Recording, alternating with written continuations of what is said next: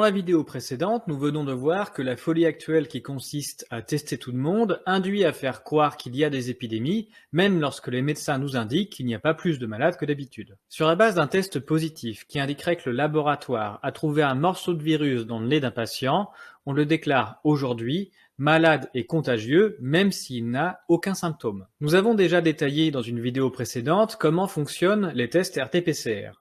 Déjà, aucun test ne peut jamais se substituer à un examen clinique. De surcroît, les tests RT-PCR ne sont pas binaires. Il ne s'agit pas d'un voyant lumineux qui s'affiche en vert pour annoncer négatif ou en rouge pour annoncer positif. Il s'agit d'une courbe, sujette à interprétation et qui ne peut que compléter un examen clinique. Il n'y a donc pas le moindre sens à effectuer un test sans examen clinique. Si vous êtes malade, le test tout seul n'est pas suffisant pour savoir de quoi vous êtes malade, et si vous n'êtes pas malade, le test n'a aucun intérêt pour savoir de quoi vous n'êtes pas malade. Ajoutons que si pour la maladie en question, on dit qu'il n'existe pas de traitement, il n'y a alors aucun intérêt à savoir de quoi on ne va pas vous soigner. Le français malchanceux se retrouve donc souvent aujourd'hui avec un test positif de quelque chose dont il n'est pas malade et dont de toute façon on ne va pas le soigner. Toute la politique sanitaire actuelle est basée sur des statistiques de tests, donc des comptages de tests positifs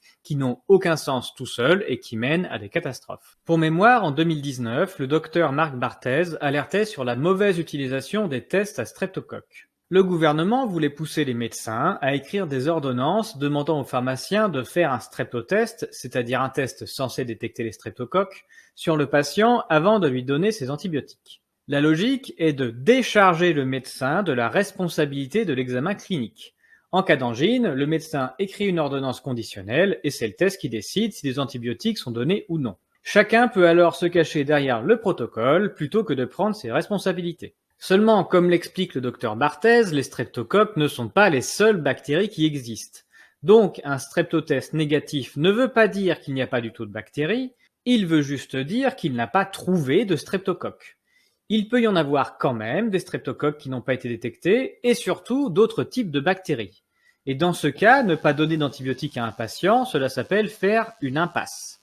Autant cette impasse se justifie au cas par cas lorsque le praticien prend la décision en ayant connaissance du patient et de l'examen clinique, autant généraliser cette impasse sur la base d'une règle de décision aussi simpliste amènera nécessairement des catastrophes. Le docteur Barthez souligne avec raison que l'automatisation de la décision est dangereuse et que soigner, c'est le travail et la responsabilité du médecin et pas d'une administration aveugle. En 2020 et 2021, les tests Covid-19 renseignent encore moins sur les bactéries.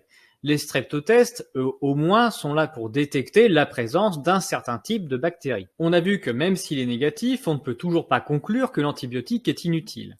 Mais dans le cas de la Covid-19, c'est encore pire. Les tests Covid-19 sont là pour vérifier la présence d'un bout d'ARN du SARS-CoV-2. Lorsque le test est positif, c'est que le laboratoire considère en avoir trouvé. Le patient est alors déclaré porteur du virus.